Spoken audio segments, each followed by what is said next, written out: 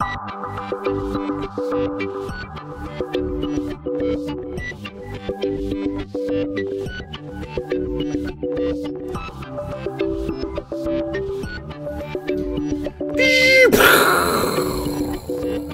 everybody, welcome to episode number 30 of Final Boss TV. I actually totally flubbed it because I was metagamed myself. It's totally alright.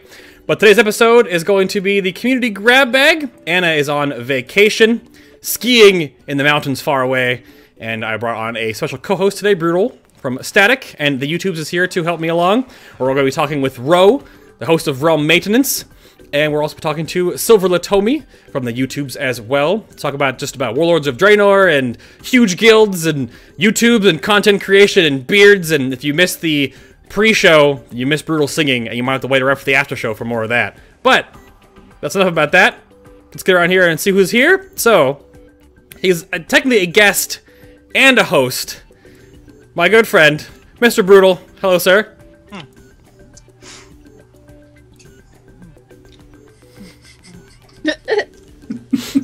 Oh, hello there. My apologies. I didn't see you. Welcome to the show. It's good to be here. How are you? What did I miss? What's going on? Alright, yeah, I guess that was better than the one we had planned on the pre-show. That's fine. Oh, no! Oh, the bar at the bottom cut it off. Dang it. I think it's better to just have how to beat Bay. How to beat Bay. It says in Hearthstone at the very bottom there. Dang it. But messed it up again. That's 2 shows in a row. I've been screwed at the intro, man. 2 shows. Dang it. These things always come in threes. They do. Whatever. Well, that's the voice of the awesome host of Realm Maintenance, Rho over there. Hello, sir. Hello. I'm doing good. Thanks for having me on. It's a pleasure. Yeah, and you're also All Things Azeroth, right? That's your other project, but you're the co-host on that, right? I am a co-host on All Things Azeroth, and I do the show notes for those for most weeks. And I'm also one of 4 hosts on the Flex Mode podcast, which is kind of a comedy, wow, improv kind of show. Ah, I see. Okay, perfect. You've been around a lot longer than I have, so we'll get into that a little more later on. And then, the beautiful and talented Silver Letomi. Hi, Leto. Hi. Thanks for being here again. Granted, there's no awesome Viking to co-star with you, but I think you'll be fine. It's okay. He's in chat. Oh, is he? Okay, fine. Yeah. Beautiful. I'm safe. You're safe? Very awesome. Well, it's good to have you all on the show. It was kind of a short notice thing to put this all together because we had like the week. We knew Anna was not going to be here, and then I was like, well, who can I bring on the show? And I asked a lot of people, but I had like, you know, I sort of waited to ask Brutall until like the very last bit, because I knew immediately he'd be like, yes, I'll be on the show. Yes, I will. I will. Whatever, man. Whatever. Yeah, it wasn't, I didn't have to like find another guest, but then it was pretty fun. You don't, is this your first like live video show though, right, Rho? Because you were all audio for your shows, correct? This is my third time that I've been on video. The first time I was on video was on the Blizzmaster show, and then I did this little YouTube thing for Cage of Hell on his channel called the Summoning Portal, but this would be my 3rd appearance. Very nice. In the living bald flesh. It's totally fine. I know that when I announced when we were talking about building the show behind him, I told that Rho was going to be on. Brutall freaked out. He was excited about that because apparently I have too much hair for this show, not enough, so it's fine. No, we'll get to the whole hair comments later. An interesting question came in from a viewer or someone about that. Yeah, yeah, I don't know, but I wanted to kick this back around. I gotta kind of do double duty right here. I don't actually know. Anna said she might actually be showing up in chat later because depending on when she gets back from the slopes. But I wanted to ask both of you, where else can we find you on the internet? I already asked Rho a little bit. I'll let you finish off with that. You said, you know, so the host of Realm Maintenance and All Things Azeroth. But where can people find you and the stuff that you do for the community, Rho? Best way to find me and the majority of my stuff is to go to realm-maintenance.com. That's where they will find the show, my podcast directory, live stream guide for all the other podcasts out there, all that good stuff. All right, perfect. Oh yeah, we'll get into it a little later more, but Realm Maintenance, again, is basically a repository for, like, every World of Warcraft oriented show, correct? Not just World of Warcraft Okay, anymore, sure, but yeah. I've also expanded to cover other Blizzard game podcasts. So with Heroes of the Storm, Hearthstone, those are becoming big with podcasting and stuff, so I'm covering those as well. Oh, okay. Awesome. And how many shows do you have currently archived up there? How many episodes of Realm Maintenance? No, how many shows, podcasts overall are actually... The active podcast directory, like I do a weekly roundup every week, and in just this week's roundup, there were 57 WoW podcasts, 5 Hearthstone shows, 4 Heroes of the Storm, and 1 StarCraft show. Wow.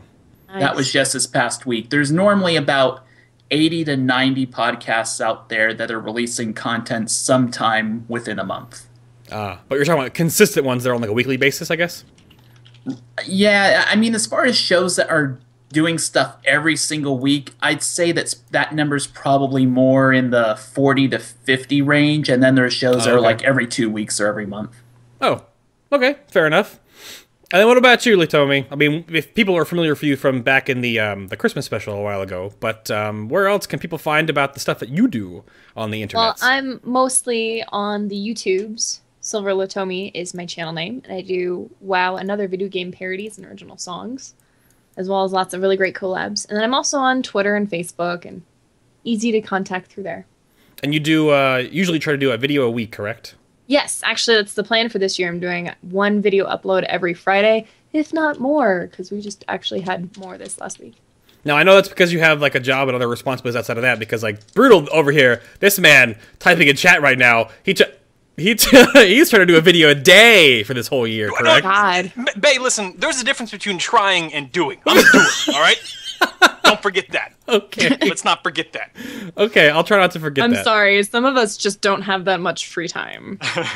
Oh. Like, I don't work 12 hours. Shifts of 9 hours, and that 12 seems ridiculous to me. It's harsh. I'm sure it'll go down. Jeez. Oh my goodness. I don't even know. What's the first... Ryan, bring us into the first topic real quick here. You take the reins. What happened? You didn't allow me to go over my stuff. Oh, well, you go over your stuff then. No, you know what? No, you do it. Forget it. Lost. Here we go. So, what's been on your plate recently? What's been going on? Let's talk about what's happening in your neck of the woods. To who? Let's go with... hey, you know what? Yeah. What? Let's go row. Okay. Let's roll, buddy. In my neck of the woods, basically, I've been doing what I always do with Realm Maintenance, doing interviews, putting the show together. Been at a new job for about the past month and a half right now, and gaming-wise, 2 nights a week I'm doing flex mode raiding, and this is how hardcore I am in progression. We're on Flex Stock, yes! Oh boy, yes! Yeah! Now there's a challenge, huh? But, my group has a whole lot of fun with it. It's a very casual raiding group, but it's all about the fun, and that group has a ton of fun. And when I'm not doing any of that stuff I just mentioned, I'm playing a console game called Final Fantasy 13 Lightning Returns that a lot of people seem to hate, but I don't. Nice. Yep. We'll talk about that a little bit. I have not played any of the new ones, so, I mean, they look fun. Like, all the CG and stuff looks great, but... My console gaming days are, I want to say, like, behind me. I don't even know when the last time I played a console was. Yeah, I don't I'm even kind of know. the same way. I don't own one. Same. You don't own one? Nothing? I Really? don't own a console, man. Listen, I own a PC personal Master computer. Race. All right, this personal computer is all I need. I got the YouTubes, the Twitches, the Twitters, and you. Is there anything else I really need? I don't think so, personally. I suppose not. Like, I have a Wii and a PS2, that's it. And the death of it is, if you own a Wii, you don't play it. If a friend owns it, you play theirs. That is the death of it. It is terrible, but that is how it works, so, yep.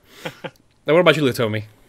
Let's see. Lately, I've been playing a lot of Flappy Bird, Oh, God. League of Angels, Oh, yes. some Katamari Damacy. No, I haven't had too much time to really play video games due to getting a new job, and as you guys know, working about 12 hours a day, 4 days a week. But what I have been playing is just goofing off in LFR with any of my alts, pretty much. Any? I saw your Twitter the other day. Are you actually going to be leveling your paladin like Nobble said? I might do the paladin after all. It's still kind of up in the air. Like, so I have 590s, almost 6. I've got couple others that are well over level 50, so I don't want to waste a free 90 on them. So the only ones I don't have high level at all are a monk, a paladin, and a warrior. And it's like, which one do I want my free boost to 90 to be? So I'm not sure yet. Yeah. Just to clarify that too, as long as you know, the free boost to 90, if you have a 60, that's the best way to do it. Don't boost a character level like a 5. Get a 60, and then boost it. Yep. All right? Get all those... It maxes out all your professions, and you get all the gear too, right? All that starting gear at 90, I guess. Well, the gear, regardless of what level you're at, but yeah, okay. If you have a level 60 character or higher, your primary professions will also be boosted to 600. But if you have a 59 or lower, then yeah, you gotta grind out the professions. So it totally, the 1 to 60 content isn't that big a drag anyhow, and grinding up through the dungeons is pretty fast. It's that 70 through 85 just kills me. Do you think now, this is just me playing devil's advocate like I usually do you think that's to get people to at least experience the revamped Cataclysm questing experience and then skip like Burning Crusade and Wrath? They did it on purpose, so. You think? I think so, because Cataclysm is kind of fresher, newer content, while now Burning Crusade is their oldest quest content out there. It's the biggest drag right now. No, it is. If you get to 58, you jump to Outland, and you're just like, here we go. Yeah. It's a little crap. Well, and what's it? I was looking at my Warlock, because my Warlock is level 85, and she's started into Pandaria, and every time I log into her, I'm like, what quest am I doing? Oh, this one again? Quests. Yeah, exactly. So... Well, I guess a little bit back to your gaming history. I guess we'll talk about World of Warcraft more specifically. I'll start with Brutall first, because you guys have heard my answer for this over and over and over again.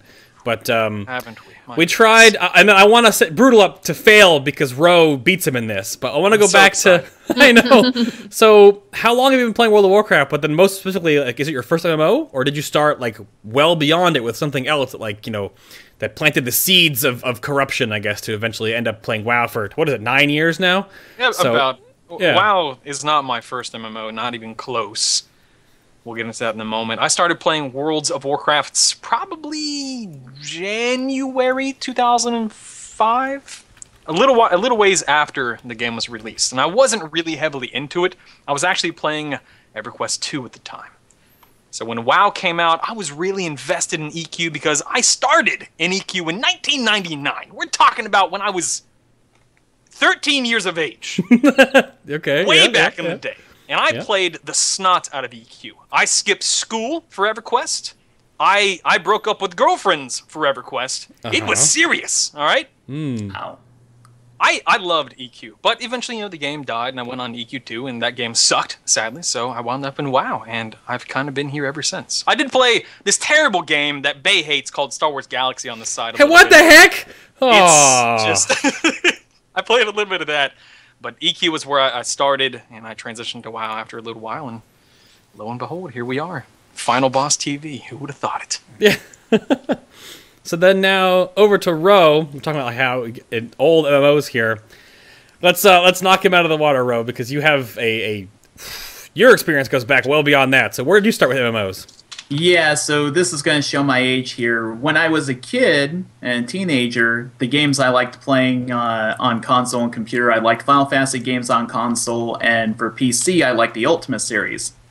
So fast forward a little bit to this day where Ultima decides to come out with a massively multiplayer game called Ultima Online. And oh my gosh, I was like, wow, it's the best of both worlds. It's playing Ultima with all these other people at the same time. This is going to be awesome. It's great. So I was hooked on to Ultima Online for a few years. I was so into the game that they had this volunteer program where they selected some people that could actually create in-game content for people. So I was, they called them seers. So I was actually a seer on one of the servers there. So I got to create quests and stuff, which was really geeky and a really neat thing. As all things go, I eventually grew tired of it. I had friends that moved on to other games and stuff. And then this next game comes out, and it's Final Fantasy Online. It's like, Final Fantasy Oh, Online? yes. What could be better? So then I played Final Fantasy Online, and I got to camp world bosses for hours and hours. And I got yuck. to fight world bosses for hours and hours. And I just fought Tiamat one too many times and decided, screw this. I want a different MMO. And I joined World of Warcraft during Burning Crusade, shortly before Zul'Aman came out. And I have been in World of Warcraft ever since. I've dabbled in a couple others, like Old Republic, Rift, played a little bit of those, and they were fun for a little while, but I've always come back to World of Warcraft, and I haven't lapsed in my subscription since I started. Yeah, like I started back in Beta 4, I believe, with WoW, but all I played before it was Galaxies, and then a little bit of Dark Age of Camelot. That's about it. But I've been basically WoW ever since. But yeah, I'm an old school MMO person. It doesn't get much more old school than Ultima Online when it comes to MMOs. Nope, no, it does not. No, it does not. What about you, Letomi? I'm kind of a scrub. I only started playing World of Warcraft at the end of Wrath of the Lich King, right after Lich King himself came out. So that's when I started playing because my then boyfriend needed a healer. So that was my beginning with MMOs. Well, hey, we would debunk that though. You're not a Wrath baby anymore. Wrath was like 4 years ago now, or something crazy. But I'm still a scrub, like compared to you guys, like freaking Rho. Oh, psh. Way to make me feel bad. Oh. Actually, chat brings up a great point. Neopet's best MMO. Oh god. The Neopet MMO. Hey, flame. Tamagotchis. I had a Tamagotchi. I remember that. I had to Drop steal the it from mic. my friend, but I had one. Mm-hmm. Yep. Tamagotchis. Oh my gosh. Were they considered an MMO? I guess if you had like 7 of them on your belt, maybe. You got like the belt, you got like all the... No, it's an MMO. You played with other people. You're like, look at mine. Look at mine. It's alive. It just pooped again. Time to feed it. Yeah, exactly. That's all you did back in the day. You clean up its poop and then feed the damn thing. Man. Wow, So then that reminds me of a story. Do you mind if I tell the story real quick? go for a story. I must have been 8 or 9, and I was in Kmart at the time with my father, who happened to be buying certain things, of which I don't really recall. I mean, I was 8, who cares? But I came across a Tamagotchi, and this Tamagotchi called out to me. It was a little baby alien, and I wanted to raise this alien on this Tamagotchi, but I realized it was $9.95, and I didn't have $9.95, and I saw next to it was some item, I don't recall what that was at this point either, with a price tag of $2.95. And in my little 9 or 8-year-old brain, I thought to myself, if I switch the price tags, clearly it will ring up for the opposite price. So I switched the price tags, and I'm like, hey, Dad, can I get this for $3? He's like, sure, why not? Get up to the counter, the register, rings up $10, and I got on my knees and I begged. And I pleaded with the man to buy it for me for $10, and he caved. He caved. Moral of the story, switch the price tags. It'll always work out in your favor. That's pretty much what I took out of that lesson. Oh. Thank you, past 9-year-old Brutal, for that wonderful nugget of knowledge.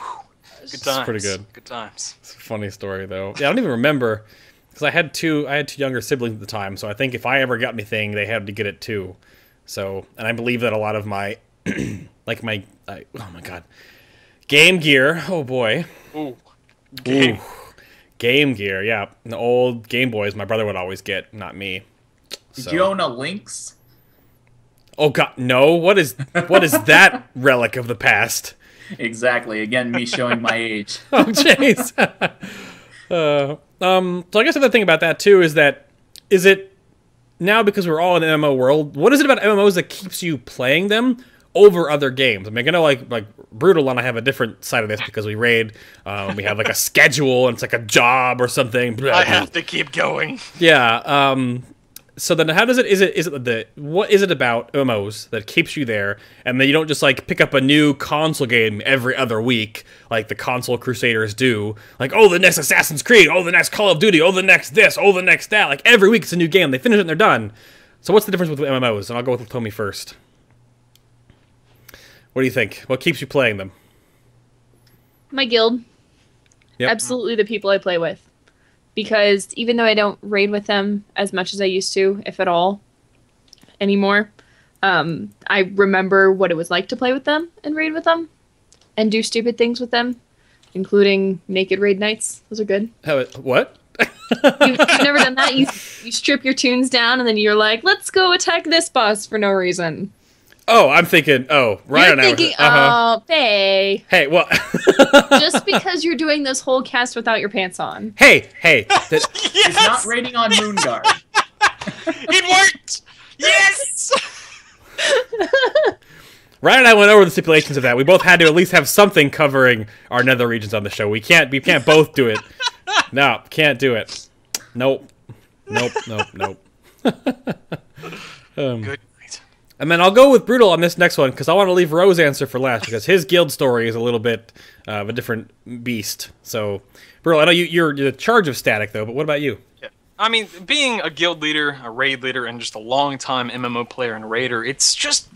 This sounds worse than I wanted to, but really it's just a part of my life at this point in time. The people keep me involved, the content keeps me involved. It's something I feel like I'm fairly good at and I'm passionate about and that I like. And like you were saying with console games, they're so easily beaten, and there's so many available to where I don't want to spend 40 to 60 bucks a week buying a new game. That's kind of crazy to me. Like, I can pay my 15 bucks a month and I have a continued story and then a continued progression path, and I enjoy it that way. But the people is probably the biggest draw. You don't get that. And you don't get that in any console game. And sure, you get things like Xbox Live or PlayStation Network or whatever the heck it's called, but it's just not the same. Like, you have a family. I mean, as long as you're in that type of guild. That's what keeps me around. Yeah, and I think with the online options for console games now, that community is just starting out. They're remembering how to be social. They're so used to their little isolated games that's why they're kind of terrible communities. Yeah. It's awful. Yeah. I'm going to clear it real quick before I go to Ro. Tip your camera down a little bit, Ryan. Your beard is falling into the lower third. Fix it. No. Oh, sorry, wrong way. My apologies. There you go. Yeah, right. That's better. All right, then, Ro, let's get a little bit about your guild that you're in, and maybe that's probably the reason why we're going on that guild kick, why everyone plays. But yeah, what's your reason to stay playing MMOs over other games? Well, you know, it's very similar to Letomi. It's a lot about the guild and the people. Over the past year and a half, I'd also have to say that the podcast plays a big part in it. Oh, sure, of course. I mean, I don't feel I should be doing a WoW podcast if I'm not playing WoW and if I'm not staying connected to what's going on with the game.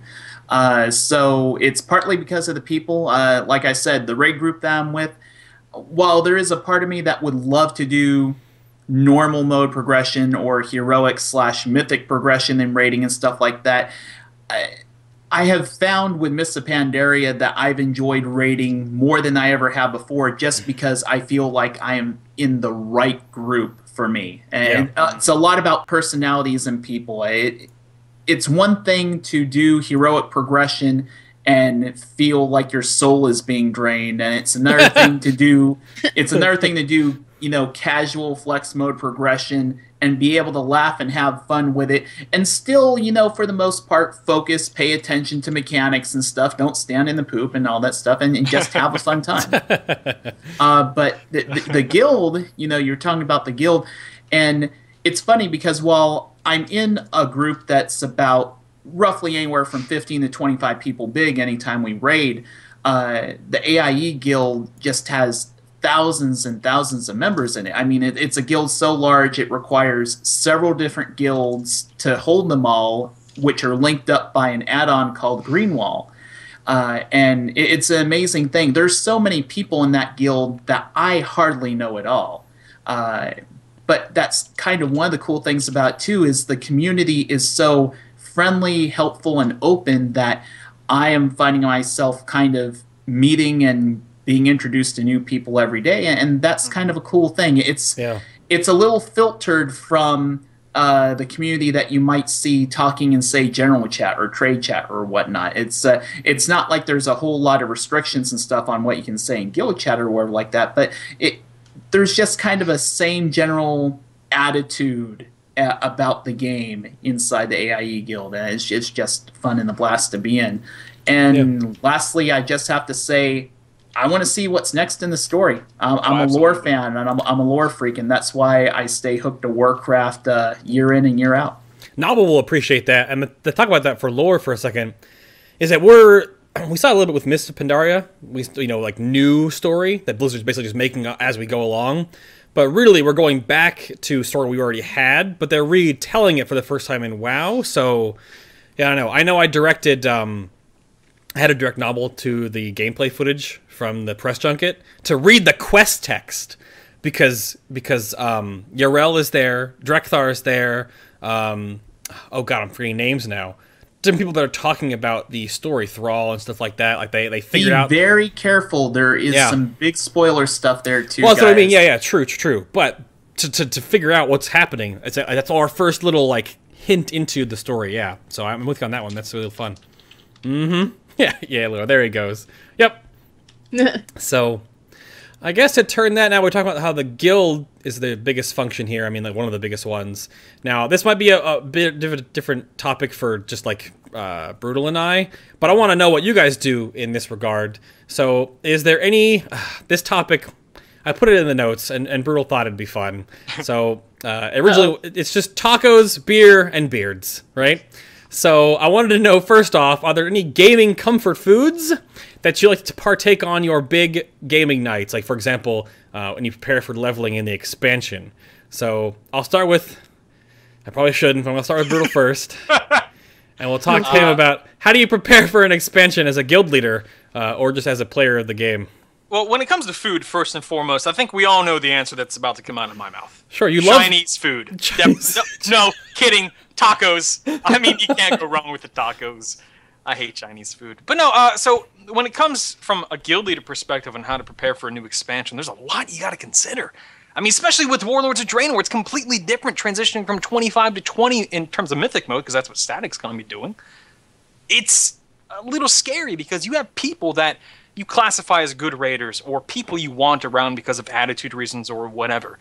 Well, to be blunt with you guys, there's no reason to beat around the bush here. You're going to have to get rid of a few people if they don't get rid of themselves through attrition or finding a different guild that they like more. That's something that's really weighing on me because we have a very specific approach to things in Static. We would rather improve than remove people. That's just kind of our motto. Why remove somebody when they have the potential to be better?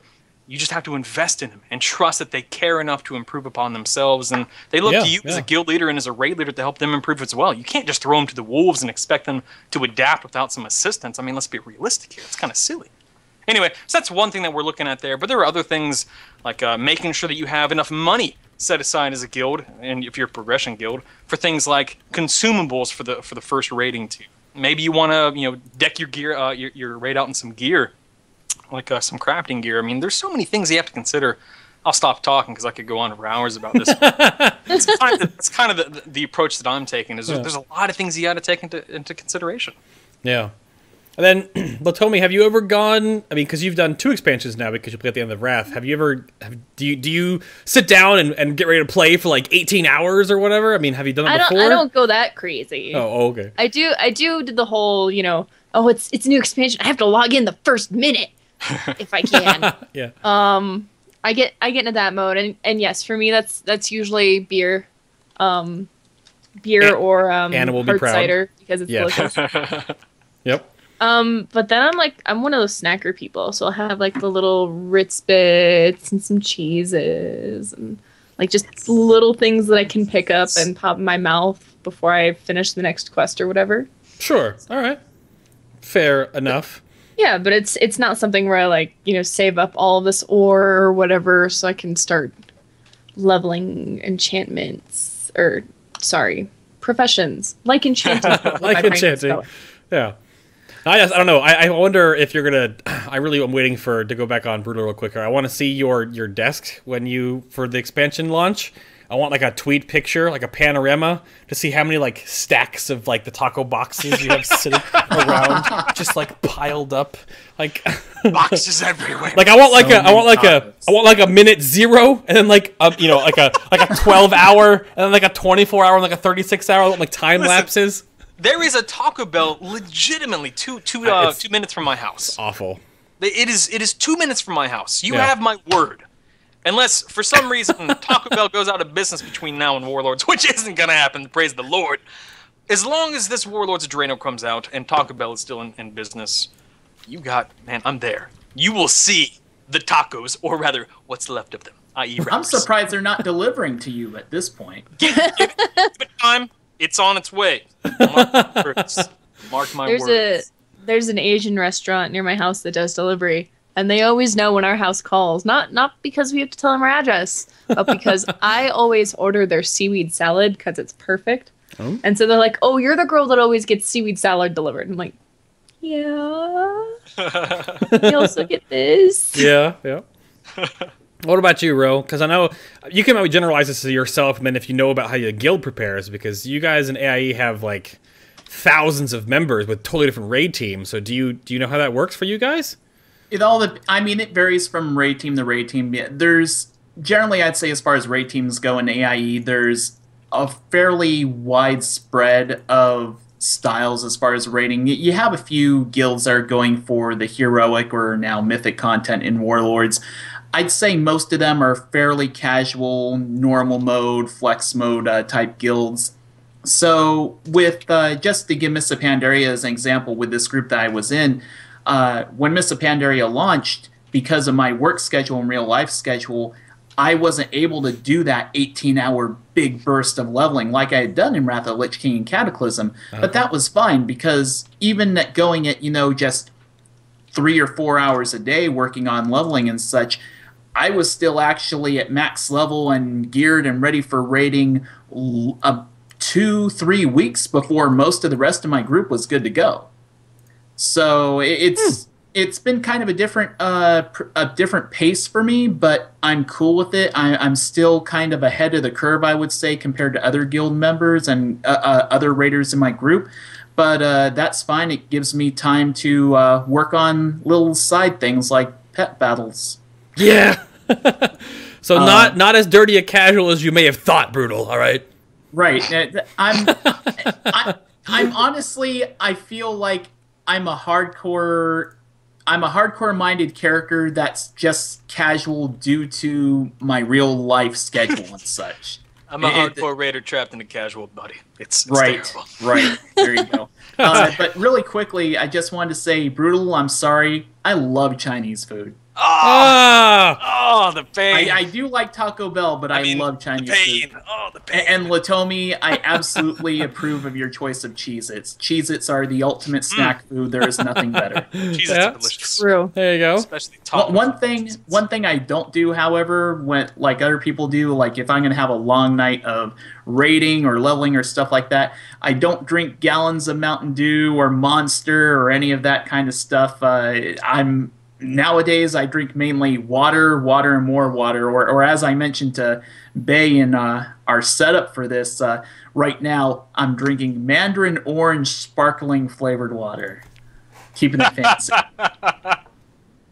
I have water in my Pandaren Brewmaster koozie glass right now. That's all I drink. I'm not as fancy. Anna has fancy stuff in her glass, but this is we're going to do a little of a PSA thing here because we were on the cusp of a new expansion. Energy drinks are meant for when you are active, not for when you are playing video games. It is so bad for you to sit here and drink monsters and amps and all this other stuff when you're playing an MMO for a binge session, which we're all going to do with Warlords of Draenor, which is totally fine. Absolutely. But be careful and be healthy. Don't sit here and guzzle down 17 energy drinks. It's not good for you. Those don't even work on me. Oh. No, they don't even work on you. I can't stress that enough. It's not good for you. Now, if you want to I haven't had caffeine in like a year and a half now. Yeah. Well, you see, my father actually owns and operates a coffee shop where we roast our own coffee beans. Ooh. Funny thing about caffeine is that it's one of those things that you can absorb through your skin. So if you work in a coffee shop, you don't ever need to drink coffee because as you're making people a latte or whatever, if you just immerse your hands in the grounds for a little bit, you start jittering. You start jittering. I've never heard of this. It's true. You can just rub it on your hands and be good later. Yeah. I do that with tacos. I feel like they would tacos by osmosis. Smash the taco and rub it all over yourself. Just get it in your beard. Yeah, just get it in your beard. Yeah. Because my father owns this coffee shop, and I've been around coffee all of my life. Caffeine is no longer effective on me at all. Like, I'll have a 5-hour energy because I know I have to stay up late to do a job or whatever. No, still have to go to sleep at least by midnight. Nuts. Yeah, I didn't want to like preach to you guys and like harp on everybody. I know people like do drink different things, but it's not. People are gonna sit here for like a long time playing when a new expansion comes out, but it's just not good for you. They're not. If you want to like level for half an hour, down a monster and go play like badminton for 45 minutes, and then come back in, then you're good. Then please enjoy your energy drinks. Listen, Bay, the next time you want to play badminton, you call me up. Dude, I will. You're like an hour and 40 minutes away from me. All right, don't even. You will get rocked. Your world will fall from under your feet, my friend. Wow. You won't have anything to stand upon. I'm the badminton king. All right. So badminton king confirmed on what Final is Boss. Badminton, by the way?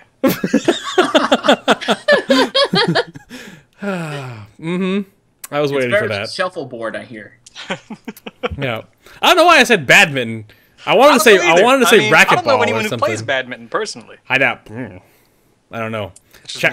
Yep, it might just be me. So okay. We'll have to make a YouTube video of that. The Bay versus Brutall badminton challenge. Oh my god. Oh, now that I said it, like 3 weeks from now, he's gonna be like, so Adam, you want to come up and record some badminton? Hey, Brutall, you boys both better come to BlizzCon with some badminton. Badminton rackets? I have to say, the Unreal Mido brings up a great point in chat. He says that my body wasn't made for sports, and he's absolutely correct in that aspect. Oh no, he is totally correct. And actually, I do actually have proof of. I have proof of this. Just real quick. Just let me just make sure I get close enough here. Just here we go. Just hold on. I don't think Roe and Silver are gonna see it until it's on the stream. Just wait a minute. Wait, hold on. No one can see this because. Hold on. Oh wait, there it is. Sorry. Okay, there it is. How did I know this would come back to bite me in the butt one day? I know. Oh man. Oh man. Make sure. Right eyes, there. Okay, I'm done. All right, but I think we should probably transition to what it's like, in terms of content creation for our people like Ro and like Silver Letomi here. Sure, absolutely. So, Silver, let's start with you. When did you start creating content? Like, how did it all begin? Talk to us about this. I know I've gone over it with these guys before, but since I get the feeling you probably haven't heard this magic story, Brutall. Oh boy, I'm ready. Lay it on.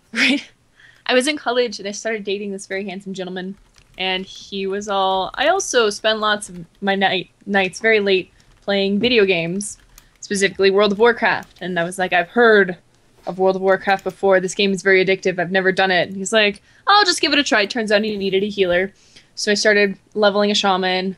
And I did get addicted. By the time I was level 20, I was like, all right, I can't play on trial anymore. I have to have the real game.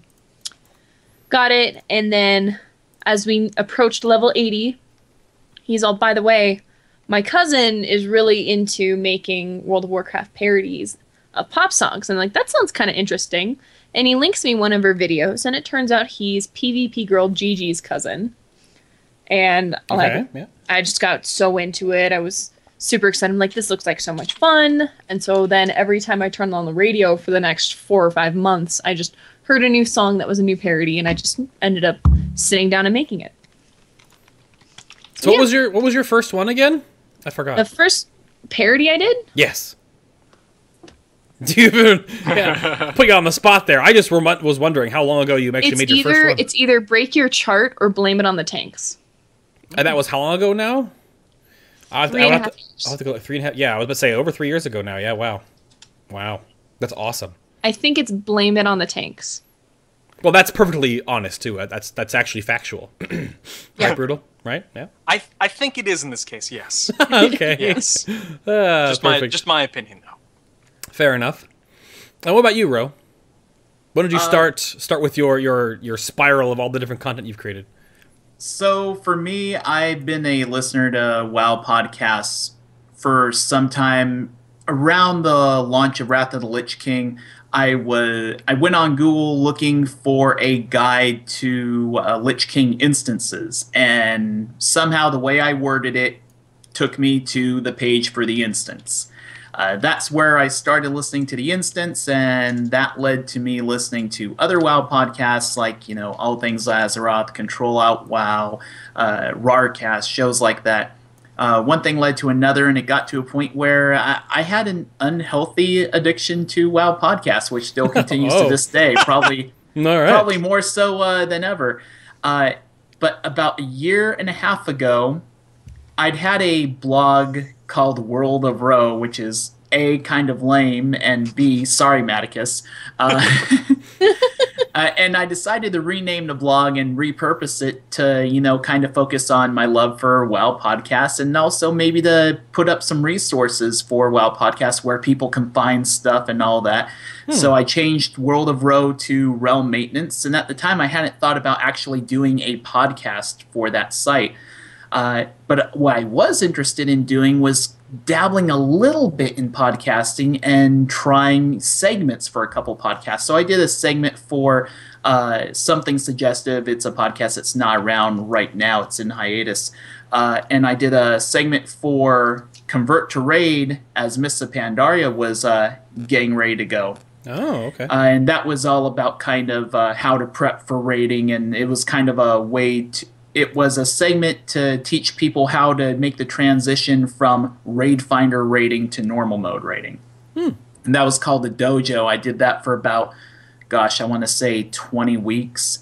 Oh, wow. And it was just a few weeks into doing the Dojo that, I was... Jan from Something Suggestive, who's a great friend of mine, she really suggested, you should really just do a podcast. Try it out. And I decided, okay, why not? We'll give it a shot. And I just kind of took the spirit of what I was doing with Realm Maintenance, turned it into a 15-minute show, and the rest is history from there. It didn't have an interview the first couple of shows, but as things kept going, I realized, I don't think people want to listen to just me for 15 minutes, and doing a solo podcast can be kind of tough sometimes. So I added the interview segment. Podcast news. I don't talk about WoW news all that much. I just dedicate like 3-4 minutes of the opening part of the show to it. And I really wanted to make the show about the community. And one thing just led to another there. And I've gotten a lot of help, a lot of support. And it's just been an amazing ride. It's been a wonderful, awesome community that I've been happy to be a part of and help promote. Yeah, no, it's awesome. Back when goodness me now, it's been about a year since I started working on Final Boss in the back end, and that was like the one place I found in all of my research and studies and trying to find out where else is our podcast, who else is out there, what's the competition, what's the landscape, trying to find out who's doing what, who's talking about what, because before that I knew about the Instance and Convert to Raid and Legendary. I've been watching Legendary with Gary Gann and all this stuff like that for like 3 years, but I didn't know how much else was out there, and I found 3 friends of mine, Realm Maintenance, and I was like, oh, so there is a podcast directory and podcast for WoW podcasts. Right. And perfect. One question people ask me sometimes is, why did I create the podcast directory, or why did I create Realm Maintenance? Why did I decide to do those extra resources? And all I can say is, if you guys use iTunes, if you've ever tried searching for Warcraft podcasts on iTunes, it's horrible. It's a nightmare. I'm sorry, no offense to you guys behind iTunes, but you'll see a few current shows, but when you try to search for Warcraft podcasts on iTunes, you get shows that haven't been producing content in months or years. You get a few of the bigger shows, but with over 60, 70 WoW podcasts out there, iTunes just does a horrible job at listing them. So I wanted to provide a space where people could find all of them. Yeah, no, absolutely. And it was a lot of help, too, because trying to find and work with the one that I wanted to make, the interview show, to bring on the top players from around the world and talk to that, not just talk about news or just, random stuff around the community. I really wanted to find out if that was a thing, if people are already doing it, if that's already a successful model, if I even have a marketability in that realm. So it really helped to find out what else was out there, because there are so many. It also alleviated a lot of looking for ones that are either erroneous or not making content anymore, like ones that I'd heard of but that don't exist.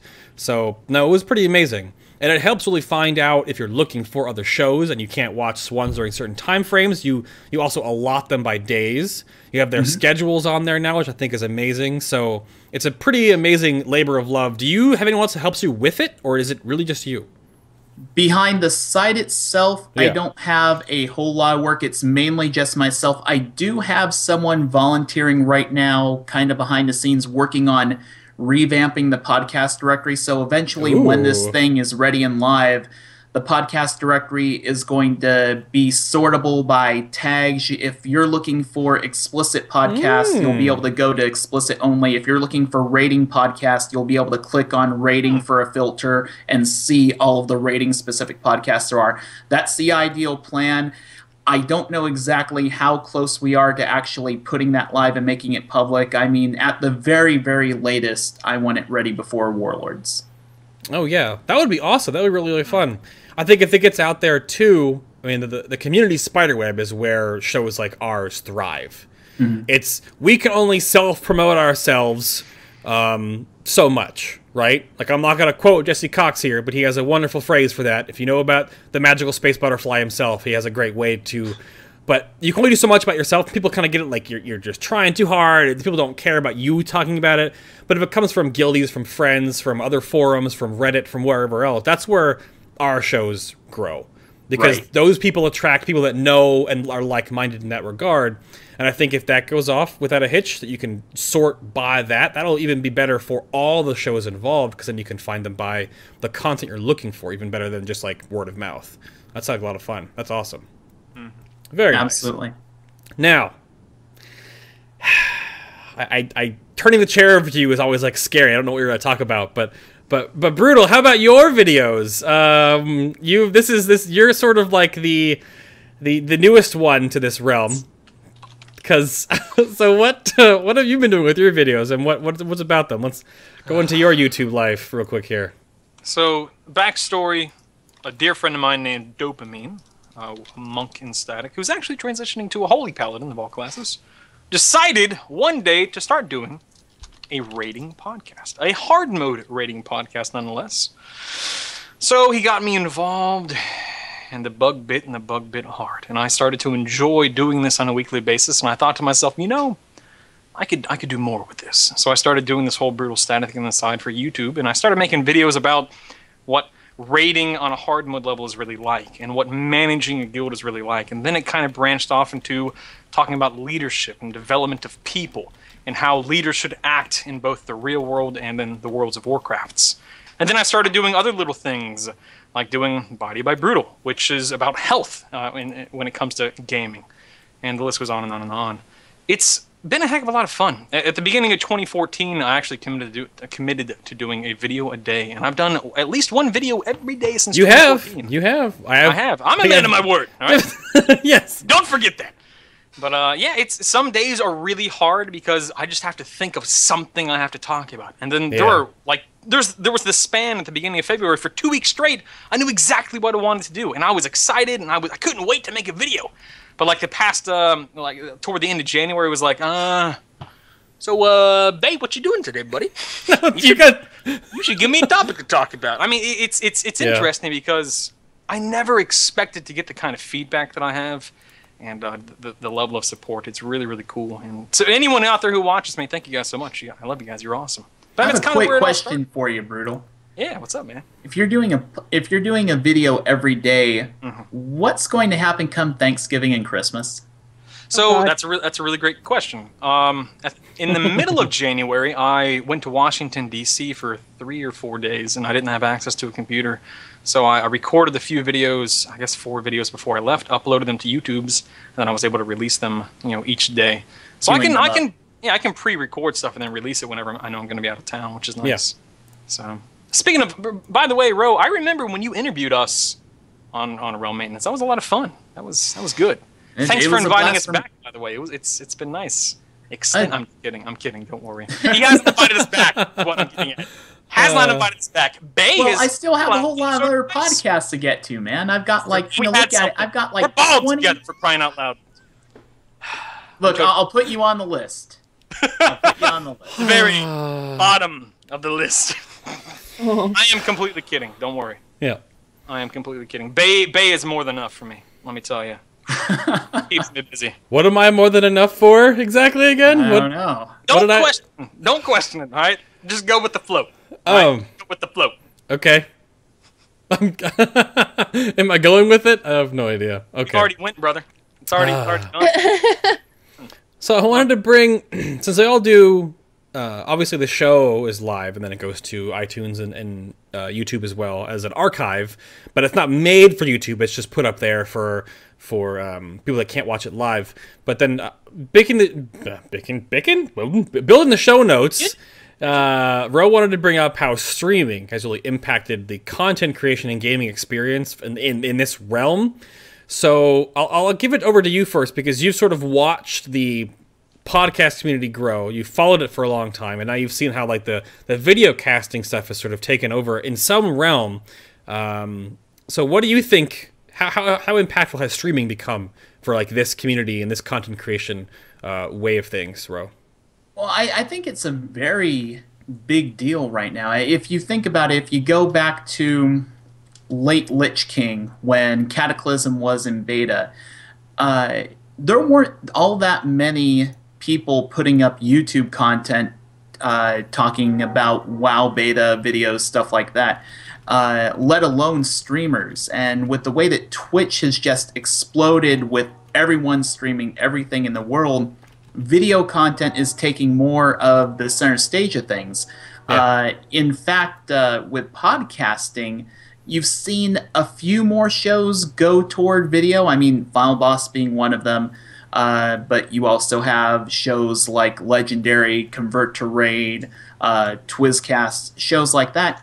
And one thing I've noticed naturally is that when it comes to podcasts and what people are attracted to, people are going to be more attracted to video content over just plain audio content. That doesn't mean that you have it doesn't mean you have a bad product if all you're doing is audio, but people like looking at stuff. Wow, crazy.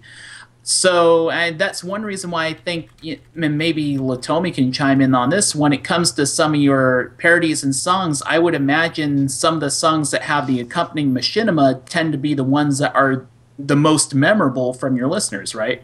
Absolutely. If it's got a machinima, the views on it are automatically going to be higher.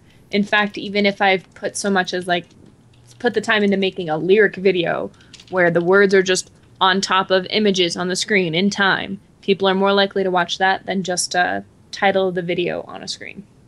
Right. So with streaming and such, now that streaming's more accessible, I mean, first podcasting became more accessible, but now since it seems like almost anyone can stream except me, because I haven't bothered to really look up how to live stream, I'm such a freaking noob, I plan to change that soon. But it's amazing how many people check out live streams now. I mean, you can go to Twitch, look at all these games being played, and there will be some people that are just playing a game and they're not even necessarily interacting with their audience or chat room, and somehow that viewer has like 30 people watching them play a game. Now imagine. I mean, you have over 20,000 people watching Kriparian play Hearthstone every night, late night. It's crazy stuff. And 20,000 people, I mean, just to talk a little bit in numbers here, and I may surprise some people with this, my podcast every week gets around the area of 3,000 downloads a week. That's nothing when you compare it to what these streamers are getting just by people watching their live content, or even with the video casts like Final Boss. I mean, right now, there's hundreds of people checking out this as we're doing it live. And that's impressive when you compare it to what audio podcasts get. It's just a real change and shift in how content is being produced and what people tend to appreciate. Yeah, no, I mean, there's definitely a connectivity thing that I thought, like when I put together my live stream over 2 years ago, I knew I wanted a cam because it's a connectivity thing, and because I'm very animated and I make faces and I go, you know, first person a lot and stuff like that. I talk to the camera. I'm used to it because I have my background as it is. Some people don't do that. So a lot of shows, I think there's also a lot of work involved in doing what I do. If you're ever here for the pre-show stuff and I'm yammering about all the stuff that's going on, you know, there's a lot of stuff going on. And because of the December donations, we're upgrading stuff. So even more will come into that realm. We'll actually have analog gear here and compressor limiters and mixers and stuff like that. So I understand from that regard. But I think the one part of the content creation that I'm also curious about is that, I mean, Brutall's done this a couple of times, but it's when you live stream something, and then you can cut it from Twitch and put it right to your YouTube, which is fine when you make a packaged product in that regard. But I see a lot of people that do that just kind of cut segments without having a prepared like portion, which I think that kind of to me is a little bit like, I'm not gonna say lazy, even though I just did, but you know what I mean? Like putting together a product live is a difference than just cutting out clips, I think, and that's where it's different because but that's because the community likes different things. They digest different parts of that, so yeah. And I think one thing about the whole accessibility with streaming content and putting it right to YouTube is with some of the larger YouTube content producers, like let's say, you know, WoW Krendor, or even, you know, Total Biscuit back in his days when he was interacting with World of Warcraft, what a lot of people don't realize is that with podcasts, and especially even more so with video content, there is a lot of extra hours and man time that goes into editing and post-production to really put out a polished product. And when people get that realization, they see that, well, hey, I've got to do this, that, and the other thing. It's a bit overwhelming, and some people would just rather post it live and be done with it and go. Yep. Yeah, and it's still awesome that people can do that.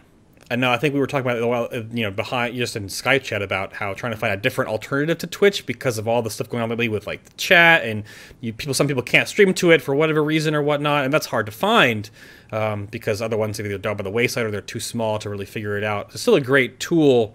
I really wonder what's going to be in a couple of years because it is very, very new. Twitch is like 2 years young-ish, a little over 2 years, 2.5 years or so.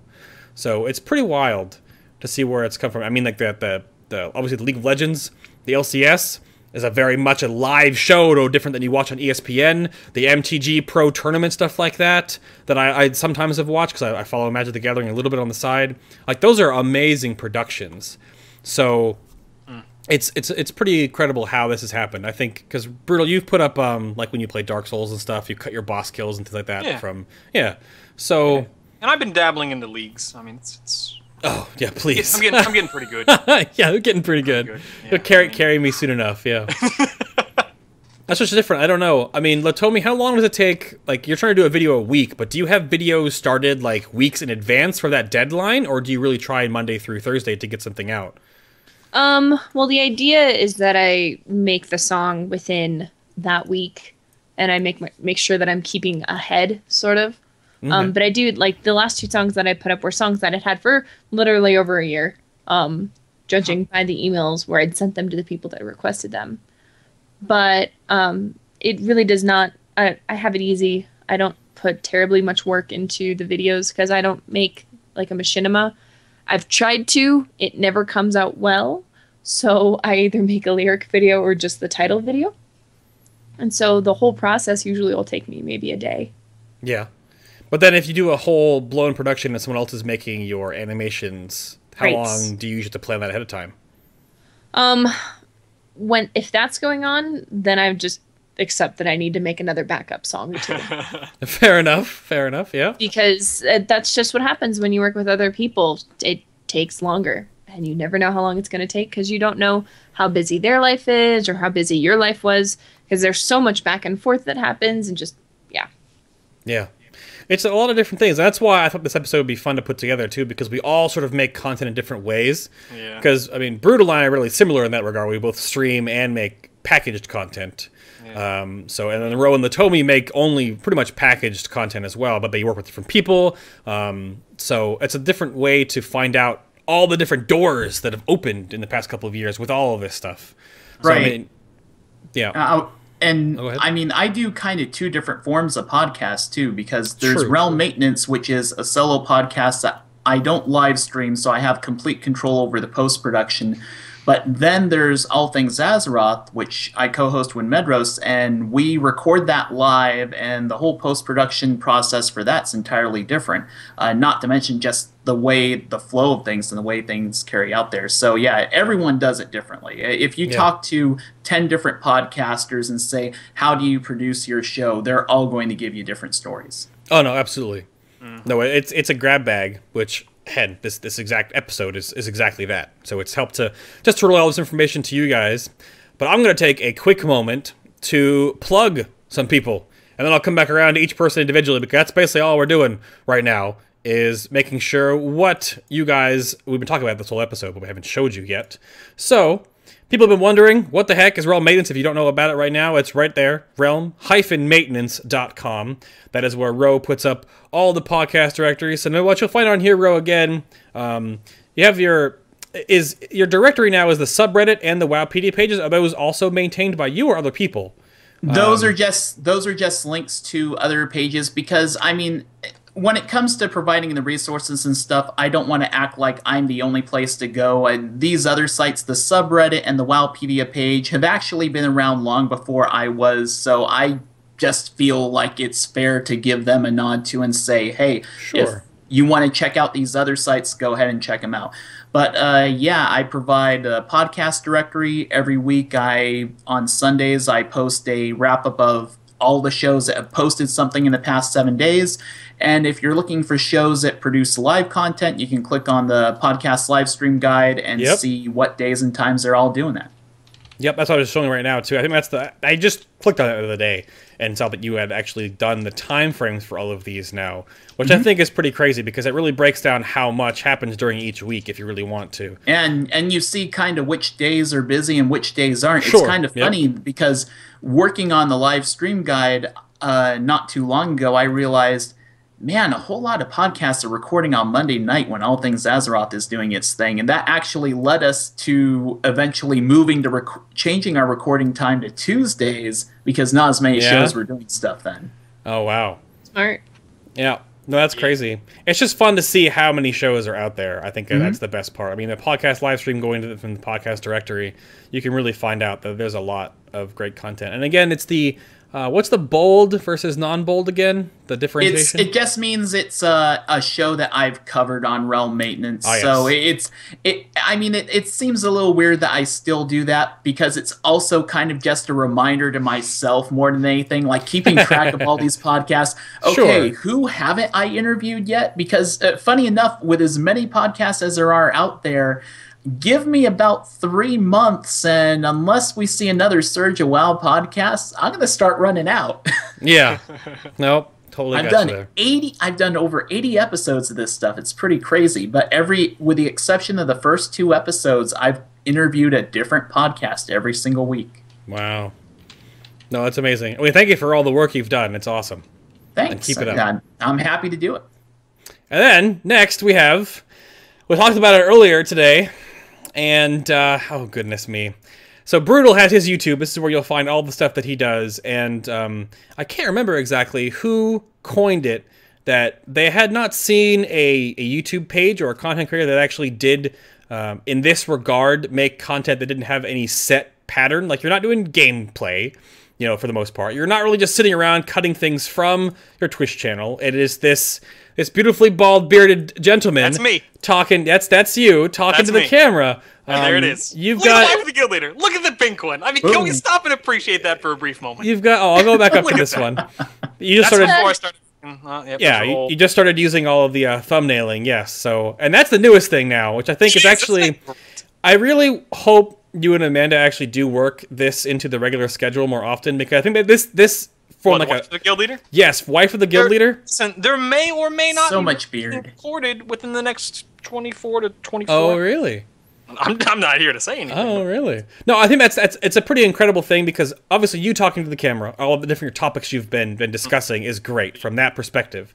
But I think from not only a female gamer perspective, but just from like a wife perspective, because you do so much online all the time, it is really cool. For a wife, the guild leader. I'm just saying. Yes, it is cool to see how it works out in that regard, because there are lots of couples that play games together like this. Yep. So I'm sure they'd appreciate that kind of insight and putting themselves out there in that regard. Hey, I have a question for you. Now, I see that you have watched one of my videos.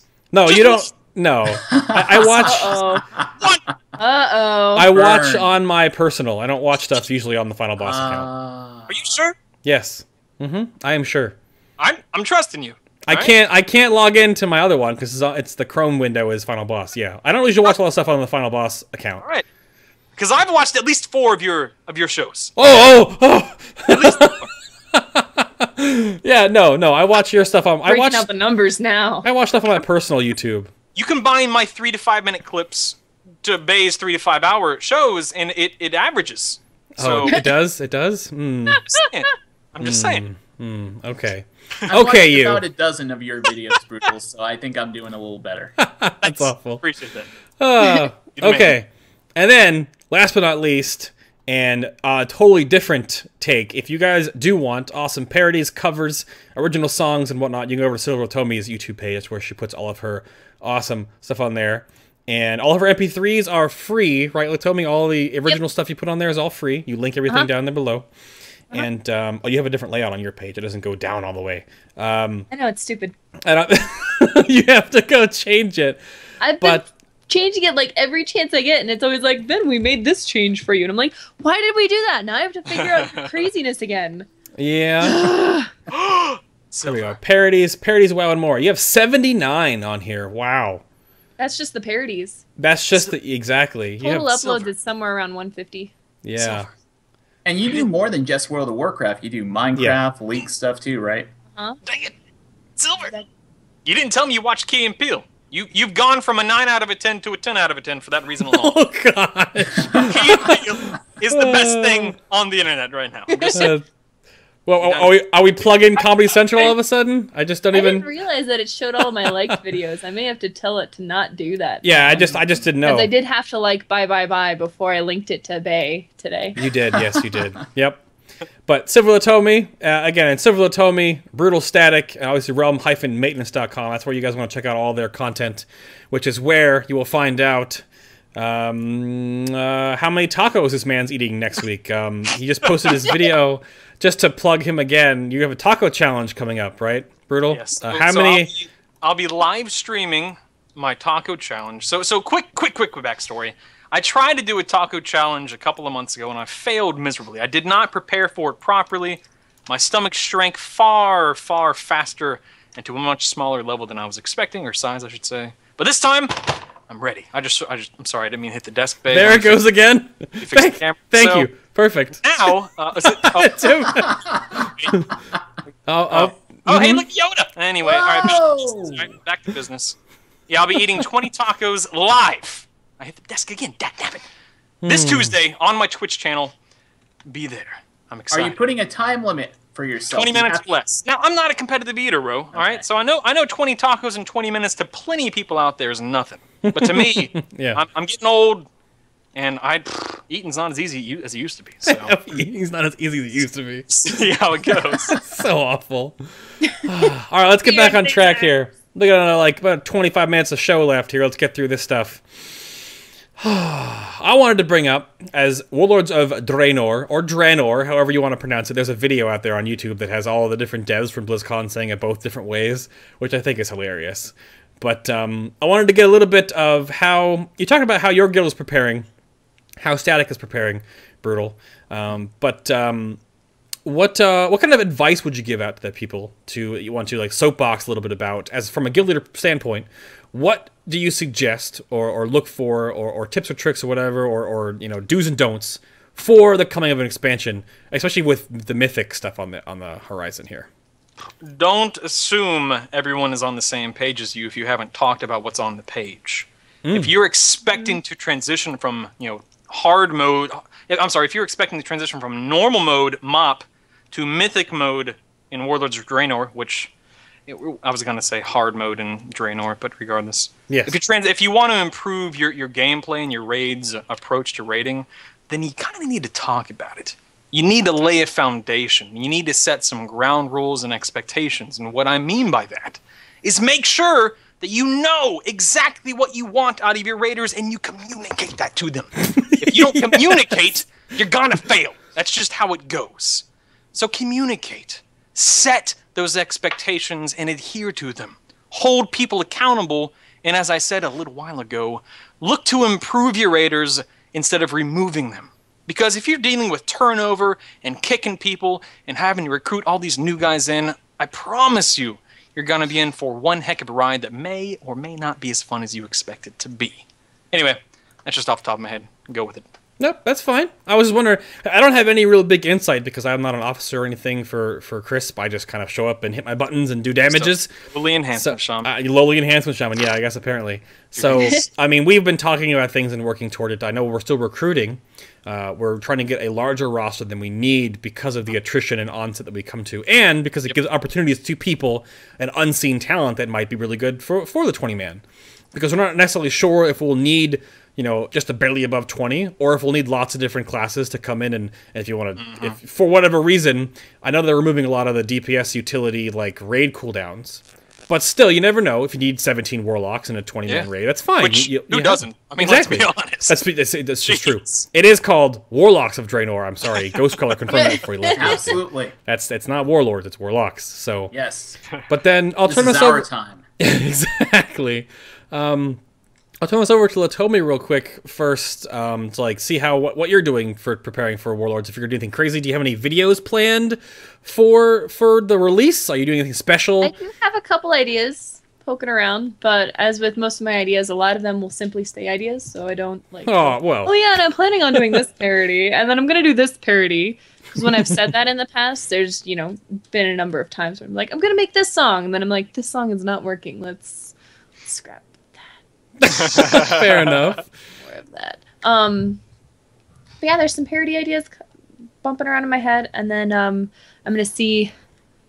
I'm thinking about honestly guild hopping a tune of mine or two so that I can get into raiding again. Oh dang! Uh-oh. What's the name of this character? If you want to look her up, my main that has the best gear so far, because my guild was nice enough to take her out places, is Lollipop, the Elemental Shaman, on Antonidas. Just making a note not to accept any guild hops. Perfect. I knew that was coming. Sure. Oh, man. And good. All right. Good deal. Perfect. That's okay. That's not the one I was going to bring over anyway. Like I would give you my best. She just reverse trolled your troll. Wow. Sir. Oh my goodness. So someone just photoshopped something. And I don't mean to completely derail us, but this deserves some recognition. It's from Hypnotical in chat.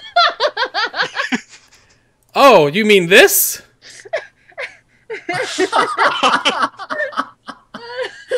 Oh man. Nothing but taco and beard. Can we take a moment and appreciate the fact that the file name is called Brutaco? It's just my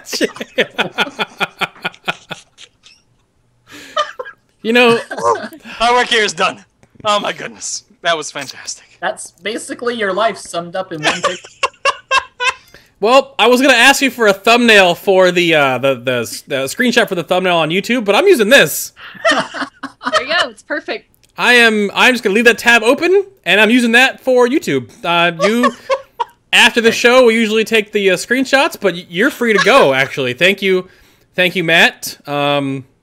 One of our awesome mini bosses behind the scenes here. If you are not watching this live, you can watch it, obviously, the reactions in the VOD, but if you're not looking at chat room right now, you should be here when it's live. Wow. Well then, that was... Let me favorite and retweet that real quick. Yeah. Oh, that's so perfect. That's pretty good. Oh my goodness. Well, I was about to throw over the guild talk over here to Rho real quick to how AIE is looking at expansion, or at least how you are from your perspective, because we already well, I'll gain a couple years from that laughter. It's fine, but yeah, Rho, how is AIE looking at Warlords? Because again, you are one of the mega guilds, as we were called. So what are you guys looking for Warlords? What's gonna happen? You know, I feel that. Just one thing I noticed that happened prior to Mists of Pandaria, for a whole bunch of people, not because I was in AIE right then, but everyone is going to be basically doing their own thing. And one thing about AIE is because there's so many people in it, and I sound like a broken record, but they're different raid teams in the guild handle things in different ways. Yeah. I do feel that the lull that's happening between expansions, it affects everybody, but when you're in a mega guild like AIE and you have hundreds and thousands of people playing each day and you see the guild chat going, it doesn't feel like the guild is dying or anything per se, right? Because there's always someone talking in there. I do feel like more people are doing kind of their own thing. They're taking time to play other games and enjoy other experiences and stuff while they wait for word of the beta to come out. I don't think that there's a whole lot of push or drive to necessarily gather up resources or level up characters. In fact, one thing I've noticed is that just with the talk of the free boost to 90, at least talking to people in my guild and in my raid team and stuff, not as many people are really leveling alts as I can remember compared to the days before Mists of Pandaria, because you have that free boost to 90 coming up. And I think a lot of people in AIE who I would say overall for the most part are kind of more of a casual, relaxed community, not as many hardcore raiders in there. They see the free boost to 90 as a great opportunity for them to spend time doing other things, so that when Warlords of Draenor comes around, they can just use that boost to 90 and get into the action right away without having to worry about leveling up that extra alt that they wanted to have ready for the game. Oh, wow. Yeah. I just don't... Because how many people... What's a head count, by the way? Can you give us a rough head count how many people are in AIE? I want to say that... So, guilds hold up to 1,000 people, right? Yes. And the AIE guilds divided into different sub-guilds. I may be inaccurate on this, but I want to say I think there are 11 sub-guilds in AIE, each having like somewhere between 700 to 900 in them, or more like 700 to 800. So you're talking in the neighborhood of like 7,000 to 8,000 characters. Wow. I think the actual player number obviously is going to be a bit lower because you have some people like playing a lot of alts, but thousands is a very accurate word. Has AIE been around for more MMOs than just World of Warcraft? No, World of Warcraft was actually where AIE got its start. I mean, the guild just celebrated its 7-year anniversary a couple of weeks ago.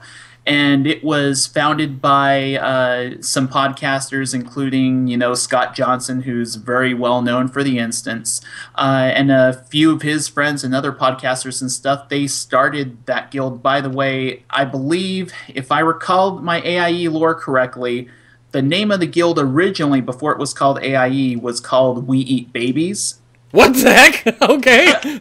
It was called We Eat Babies, and Blizzard actually asked them to change the name of their guild because they considered that an inappropriate guild name. I can't imagine why. Right?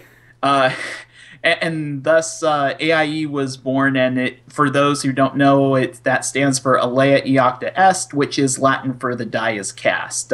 If you see the guild logo on the lower third there, that little thing in the middle there is a 20-sided die. So a lot of geekery to be had, but I've only been with them for a couple years now, but it's been a blast being in the group, and I've gotten to meet a lot of great people, both podcasters and non-podcasters alike. A lot of people gravitate toward AIE because of a number of the people that are in the podcast community and such, but what I don't think some people realize is that there's so many other great people in there who don't even listen to podcasts.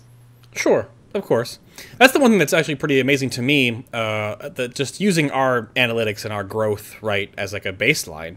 for the last 7 months. It's pretty amazing to see how large the reach of the game is, right? Now, obviously, you can't include all like the Asian side of their numbers, but it's still millions of people, and only like, you know, thousands watch shows like this. Mm-hmm. So I just wonder why that, if that's just because the knowledge of these type of shows isn't that widespread, if our spiderwebs aren't large enough, if they don't appeal to just thousands and thousands of people. I don't know what that is. It's interesting to try to figure that out. It just depends on how people are wired. I think there's some people who, when it comes to their MMO gaming experience or any game, where there's some people who are wired to that they like alternate forms of media related to the game that kind of complement their gaming experience, while there are other people who, while they may love World of Warcraft, when they're not actually playing the game, they want to be doing something else. They want to be on Netflix watching the movie, or they want to be going out in the world and doing stuff. What is that? What is that? Brutal, do you know what the outside world is? What? What is that? Do you know what that is? Exactly. Listen, all I know is there's a Taco Bell about 2 minutes away. That's about that's the distance that I go. It's just his home and the path leading up to Taco Bell and the Taco Bell. Everything else is just blackness. I don't know what's out there, man. It's scary. I try to stay indoors as often as possible. Well, I think that'll bring us to a question that was brought in. I think it's a multi-question thing here. We only have a little bit of time left. We'll move some stuff to the after show. So, I have a question. This is a multi-pronged question. It came in from Not Brutall, in Not US on Not Arthas. Interesting. I'm not sure. People have weird names, I'm sure. I mean, Not Brutall. All right, so Not Brutall. We'll start off from. He asked Brutall, "How do you get your head so shiny?" Oh, well, I take a tortilla. And this tortilla is actually then rubbed vigorously on the head. It extrapolates the grease from the skin and then redeposits it evenly across the scalp. And really, it's as simple as that. It doesn't get any easier than that, to be honest with you guys. Flour or corn tortilla? Flour, definitely flour. Rose asking the big questions now. Mm-hmm. Anna, what does my show become when you're out here? Listen, I'm just answering the question the man or woman, we don't know, presented. That's really all it boils down to. Yeah. All right. Well, next up, Not Brutall asked Rho, "Did you shave your head to emulate Brutall?" No, so the story behind the shaving of the head goes back to a few, like 2 to 3 months before BlizzCon, so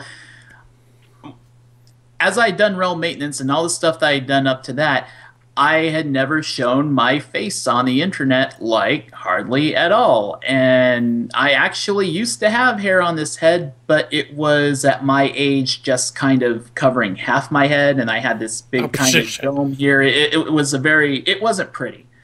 So when I decided that I was going to be going to BlizzCon, I figured, okay, if I'm going to go to BlizzCon, I don't want to have that look. And I can't say that Brutall wasn't inspiration. Oh well. But I just decided it was time for a change. So I got out the razor. The rest is history. And I've really only had this look since, including this mini beard here, since about 2 months prior to BlizzCon. I used to look a lot differently before. Bro, you look good, man. You look good. Oh, thank you. See? Yeah, exactly. There you go. All right. The next question, again from Not Brutall, is that Letomi, why don't you shave your head? You know, it's hard because Brutall is so incredible, and he's such a just inspirational force in my life. The thought to shave my head has come so many times, and the more I think about it, the more I realize it doesn't matter if I shave my head or not. I will never be as cool as Not Brutall or Brutall. Wow. And see, I thought it had to do with your singing. I thought like the strength of your voice was tied to your hair, kind of like Samson, you know? No, close. What? Okay. That's fantastic. Interesting. That is fantastic. Fair enough. Good answers. All right, Bae. And the last one came to me. Not Brutall says, "I have red hair and I should shave it to spare us all. Who would say something like that? I can assure you. Gingers. Harsh. I can assure you, my lighting is a little dark because it's supposed to just be on me. I have a dark brown, light brown, a dark blonde hair. However, if oh, does it? If Not Brutal really wants to see, I do have a effects makeup of myself when I have a bald cap on to see what I would look like. I may tweet that out later just to quell this. I actually do look pretty fetching with no hair. I wouldn't doubt it, personally. I just might want to be really careful when I put it up, though. I don't want that to end up in some weird folder on your computer, Bruce. Maybe it already is. What? How do you even... It's only on my phone. All right. Okay. Then we had one more serious question here real quick. Whoa, that was pretty serious. Oh, was it? This one came in from Magdalena from Arcarus. I have to pronounce it correctly or people get mad at me. U.S. Whisper Wind. We know him from Son of a Lich and whatnots. And the Something Wickeds. Letomi, he loved your tribute song to Unholy DKs. Can we expect similar dedications to Blood and Frost, as well as other DK-centric videos? Because if none would know, you do play a DK. Yes, actually, yeah. There is another DK-centric song that is a parody on my channel that is really just a parody of bad DKs. Well, so, okay. Oh, it's great. Perfect for Magdalena. It's funny, and that's what I enjoy about it. So if you get a chance, it's a parody of Rebecca Black's "My Moment," which she brought out after Friday. So wait, Rebecca Black had other songs? Funny story. She has an entire album that is reportedly not even bad. Like, it's actually passable. No, please, no. But nobody cared. So. Yeah. But I am enjoying the idea of narrowing my songs down to specific classes. So I am probably going to be doing more specific class spec related songs. I don't know if one about Warlock Cookies, I think, didn't you? Yeah, I did Warlock Cookies. That was a fun one. But I don't think I'll be doing a Blood DK one since Blood's not my spec. But I might. Oh, well, that's fine. Magdalena doesn't play Blood either. I mean, he solos with it, but yeah, he's an Unholy and Frost DK, so that's fine. I thought he just wanted to not alienate his DK brethren by not saying that in the question, so that's fine. And yeah, I'll move that to the after show. But I want to talk about what each one of you were most looking forward to in the Warlords of Draenor. Real quick here. We'll start with Rho first. What are you looking forward to the most in 6.0, sir? You know, honestly, there's so many new systems and stuff, and just the exploration and questing is going to supposedly feel a little bit more like Timeless Isle as far as that whole experience goes. And while I'm looking forward to that, I would say the number 2 thing I'm looking forward to is garrisons. I really want to see what they do with that and just how big a thing it is in our everyday experience in WoW. The number 1 thing for me, though, has been and always will be the lore and the story. It's why I've enjoyed Warcraft for such a long time.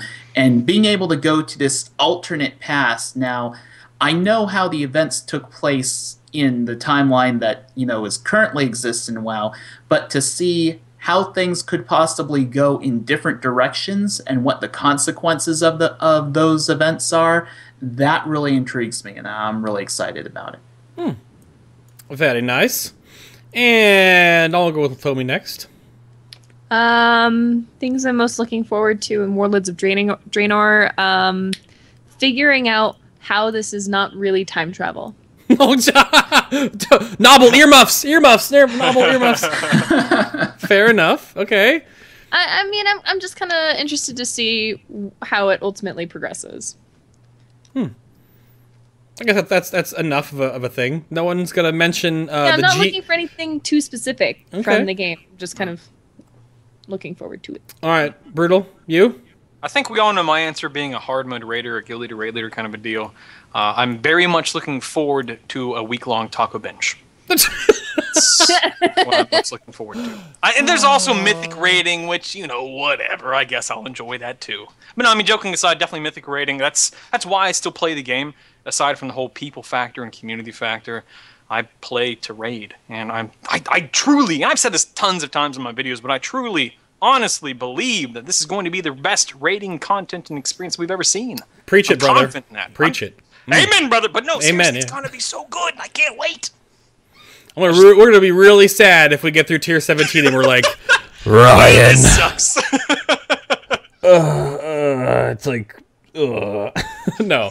They've gathered so many analytics and they've learned so much from 3 different tiers with LFR and all this other stuff and the new system, and with one unified ladder for Mythic for the heroic version. One raid size for Mythic is going to be a big deal because it means everyone's going to be on the same playing field and there can be no ifs, ands, or buts about it. Yep. And let's not forget that Crisp will still be playing second fiddle compared to Static. Wow. Well, you're playing second fiddle to a 12-hour guild right now, sir.